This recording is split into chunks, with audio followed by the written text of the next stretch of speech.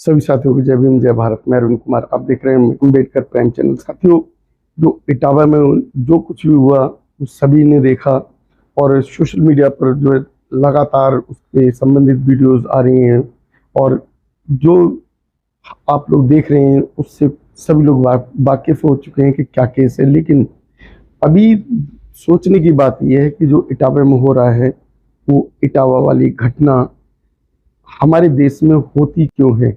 इन्होंने बहुत हमें मारकूट करना शुरू कर दिया। रात भर इन्होंने बहुत टॉर्चर किया सर, यहाँ तक कि हमारे बाल काट दे। और जो परीक्षित बना था, परीक्षित की मैडम से उन्हें मूत्र बोले, भाभी आप अपना मूत्र ले आओ। उसे मूत्र से हमारे ऊपर छड़का इन्होंने, बोले ये अब पवित्र हो गए, ब्राह्मण के ये मूत्र तुम्हारे ऊपर पड़ गया, अब तुम पवित्र हो गए। अगर ये घटनाएं इसी तरीके से होती रहेंगी तो क्या हमारा देश सुरक्षित रह सकेगा। हमारे देश में हजारों जातियां होते हुए जब याद रहे वो चाहिए कि ब्राह्मणन के गांव में आए कि तुमने मतलब जो करो वो जो तुम्हारी बात सजा है, तुम जिंदगी में तुम्हें ऐसा करबो नहीं चाहिए तो जो तुमने करो बड़ी वाली नहीं लेने बंदी है महाराज का पूरे बुढ़वा ले यही तो मेन है। बस ध्यान देना।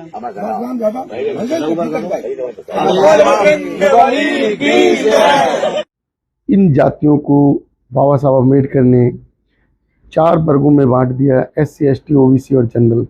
लेकिन हमारे देश का जो OBC वर्ग है या और जातियां हैं वो अभी तक नहीं समझ सकी। इन्होंने कहा कि साले ये 103 देरी है यहाँ पे ब्राह्मणों के गांव में, तुम यादव होकर के चमार होकर के यहाँ भागवत कहने आए हो। आखिर इटावा जैसी घटनाएं होती ही क्यों हैं।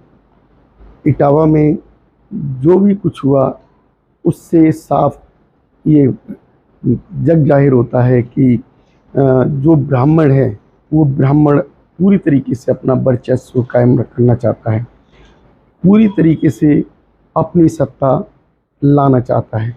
चाहे किसी तरीके से किसी भी क्षेत्र में अगर देखा जाए तो किसी और को नहीं चाहता। हमारे देश में अगर जाति व्यवस्थाएं इतनी अधिक हैं तो उसका एकमात्र कारण ब्राह्मण है और ब्राह्मण ने जो भी कुछ घटनाएं घटित की वो कहीं ना कहीं पाखंडवाद पर आधारित हैं। चाहे उसमें गीता ले लो, रामायण ले लो, महाभारत ले लो, वो ग्रंथ जो भी ग्रंथ हैं वो भी पाखंडी ग्रंथ हैं, क्योंकि इनमें जो भी कुछ लिखा हुआ है ये पाखंड पर आधारित है। इनके साक्ष्य हमें देखने को नहीं मिलते हैं।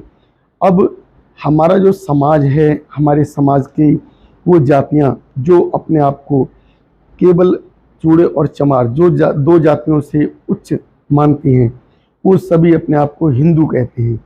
और हिंदू कहने वाले लोग अगर इस तरीके से ठोके और पीटे जाएंगे तभी उनके दिमाग में जो हिंदू का भूत है वो निकल कर बाहर आएगा।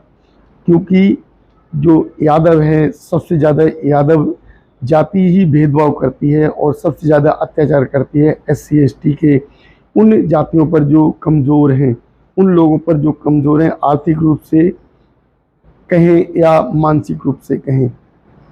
लेकिन इन सब में आज के टाइम अगर देखा जाए तो जो हिंदू हिंदू कहने का जो इनका भूत था शायद कुछ हद तक उतरा होगा। क्योंकि इटावा की घटना को ले लीजिए या मध्य प्रदेश की घटना को ले लीजिए। मध्य प्रदेश में OBC समाज की एक लड़की ने जो भागवत कथा करनी शुरू की थी, उसका विरोध हुआ, उसके खिलाफ जो केस लिखा गया, केस कराया। इसी तरीके से अभी इटावा में हुआ। इटावा में OBC समाज के यादव जाति के लोग जो कि कथा पाठ कर रहे थे और उस पाठ में एक दिन बीत चुका था। बीतने के बाद जब उन्होंने जाति पूछ ली तो जाति पूछने पर उन्हें विरोध करने की जरूरत पड़ी, क्योंकि जाति ही है जो कि जाति नहीं। अगर देश के अंदर जाति चली जाएंगी तो हमारा देश सर्वसंपन्न होगा। लेकिन अभी जो इटावा की घटना है उसने जो हमारे देश के अंदर हिंदू कहने वाले लोग हैं उनकी आंखें खोली हैं। उन्हें क्लियर इस चीज़ का एहसास दिला दिया उन पंडितों ने, उस पंडितों के गांव ने, जिस गांव में वो कथा भागवत करने गए थे कि तुम हिंदू नहीं हो, तुम केवल दलित हो। अगर दलित हैं तो फिर हिंदू क्यों मानते हैं अपने आप को? अगर हिंदू मानते हैं तो फिर हिंदू बनकर आप लोग जो है जीवन क्यों नहीं जी सकते? फिर उसमें ये ब्राह्मण विरोध क्यों करते हैं? अगर आप दलित हो तो फिर हिंदू अपने आप को क्यों कहते हो? सोचने का विषय है। हमारे देश में अगर जितने भी दलित हैं, अगर उनकी समझ में आ जाए तो हमारे देश में दलितों की सरकार बनेगी, और दलित अगर सरकार बनेगी तो उनके हक की बात करेगी, और उनके हक में जो काम होंगे उससे उनका वर्चस्व बनेगा। उनकी जो जाति की व्यवस्था है उस जातिवादी व्यवस्था को खत्म किया जा सकेगा। उनके अंदर जो भेदभाव की आज जो नीति चल रही है, भेदभाव को खत्म किया जाएगा। अब हमारे देश में इस तरीके की जो घटनाएं हो रही हैं, ये घटनाएं कहीं ना कहीं सच्चाई पर आधारित हैं। अगर इस तरीके की घटनाएं नहीं घटित होती तो शायद जो अपने आप को हिंदू कहने वाला या हिंदू कहने वाली जातियां, हिंदू मानने वाले लोग अगर ठोकते पिटते नहीं तो उनको समझाने के लिए कोई नहीं आता। लेकिन ये जितने ठोकेंगे, जितने पिटेंगे, उतना ही इन्हें जाति का अबोध, जो अज्ञान है, वो समझ में आएगा। तभी ये अपने जहन में इन्होंने बसा के रखा है, अपने दिमाग में अपने आप को हिंदू बना के रखा है, और ये SC ST की उन जातियों पर अत्याचार करते हैं। तो इनके दिमाग से तभी निकलेगा, तभी इनके अंदर जो भाईचारे की जो भावना है वो जन्म लेगी। और अगर इनके अंदर भाईचारे की भावना जन्म ले ली और तो उससे जो सत्ता परिवर्तन होगा वो हिंदू धर्म को पूरी तरीके से हिला कर रख देगा। उसके अंदर जो है हिंदू का जो बोध है वो पूरी तरीके से ख़त्म कर दिया जाएगा। अगर हिंदू कहने वाला व्यक्ति ये समझ ले कि वो हिंदू नहीं है, वो केवल पाखंडी धर्म के अब तक चादर ओढ़े बैठा था, और जब उसकी चादर को उतार दिया, चाहे उसे ठोंक के, पीट के या कैसे भी धुतकार के, तब उसे पता लगता है कि जो उसने चादर ओढ़ के रखी थी वो चादर मैली थी। उस चादर में सिवाय पाखंड, गंदगी, इसके सिवा कुछ नहीं था। उसमें केवल गौमूत्र का और गोबर का ही ज्ञान था।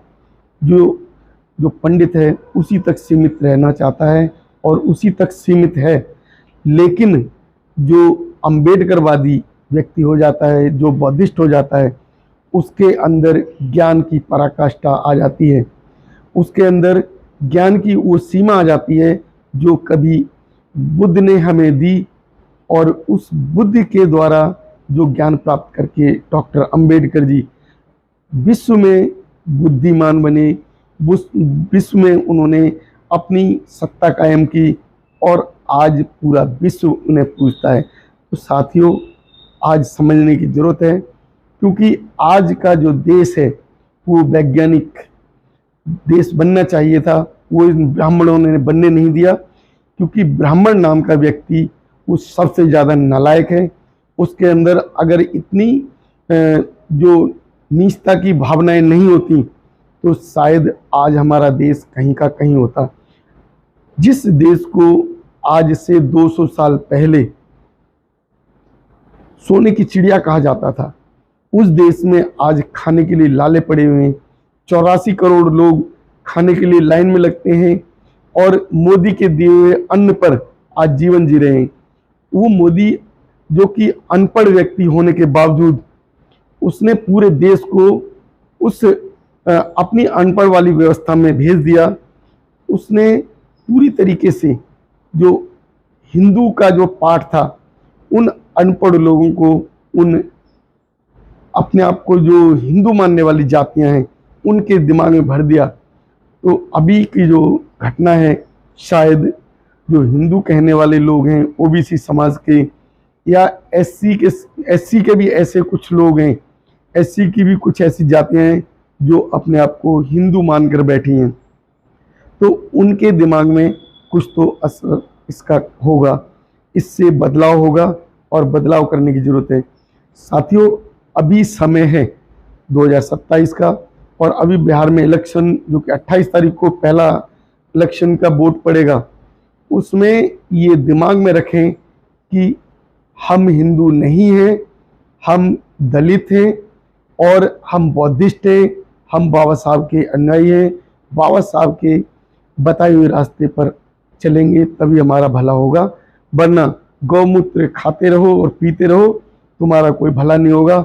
करोड़ों मंदिर बन गए लेकिन तुम्हारे लिए एक स्कूल नहीं बनाया, करोड़ों मंदिर बन गए, कोई भी तुम्हारे लिए लाइब्रेरी नहीं बनाई, करोड़ों मंदिर बने, तुम्हारे लिए कोई शिक्षा संस्थान नहीं खोला। 90,000 के करीब स्कूल बंद होने जा रहे हैं। अगर यही कुछ होता रहा तो तुम्हें अंधभक्त बना के रख दिया जाएगा। उस अंधभक्त की जो चादर है उससे निकलिए और अंधभक्ति का जो चश्मा है उसे उतार कर फेंक दीजिए। आप लोग हमारी इस वीडियो से कितने सहमत हैं हमें कमेंट बॉक्स में बताएं। हमारे चैनल को सब्सक्राइब करें, वीडियो को लाइक और शेयर अवश्य करें। धन्यवाद। नमो बुद्धाय। जय भीम।